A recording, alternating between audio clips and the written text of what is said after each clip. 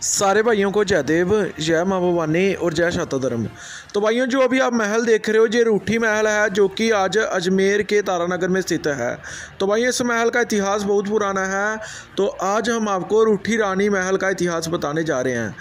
तो भाइयों, शेर शाह सूरी के वक्त मारवाड़ के एक बड़े प्रतापी राजा हुआ करते थे, जिनका नाम था राव मालदेव राठौड़। तो भाइयों, इन्होंने शेर शाह सूरी से सन 1544 ईस्वी में युद्ध किया था और उसके दांत खट्टे कर दिए थे। इस युद्ध में शेर शाह सूरी ने कहा था कि सिर्फ मुट्ठी भर बाजरे के लिए दिल्ली का ताज दांव पर लगा दिया था। तो भाइयों, जो राजा मालदेव की दूसरी पत्नी थी वो जैसलमेर के बाटी क्षत्रिय राजा की पुत्री थी। विवाह के पश्चात राजा मालदेव दारू पीने बैठ गए, साथ में सारे दरबारी भी बैठ गए। तब उनकी सुहाग रात थी। रानी सुहाग सुजाकर इंतजार करती रही और राजा दारू पीता रहा। जब बहुत रात बीत गई तो रानी ने अपनी खास दासी, जो उसके साथ ही रहती थी, उनको भेजा कि राजा साहब को लेकर आए।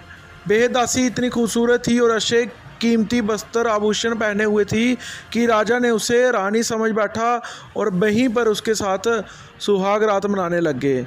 जब दासी वापस नहीं आई तो रानी स्वयं राजा को बुलाने आ गई। उसने राजा को दासी के साथ संसर्ग करते देख लिया। उसने अपना श्रृंगार वहीं पर फेंक दिया और गुस्से में तिलमिला गई और भटियानी ने अजमेर के तारानगर दुर्ग के निकट महल में रहना शुरू किया और ये रूठी रानी के नाम से प्रसिद्ध हुआ। राव मालदेव ने रूठी रानी के लिए तारागढ़ दुर्ग में पैर से चलने वाली रहड़ का भी निर्माण करवाया, लेकिन रूठी रानी कभी वापस लौटकर नहीं आई। जब अजमेर पर अफगान बादशाह शेर शाह सूरी के आक्रमण की संभावना थी तब रूठी रानी कोसाना चली गई, जहां कुछ समय रुकने के बाद गुंदोच चली गई। गुंदोच में समय बिताकर रूठी रानी ने मेवाड़ के केलबा में निवास किया। 1562 ईस्वी में जब राव मालदेव के देहांत की खबर पहुंची तो रूठी रानी राव जी के साथ ही सती हो गई।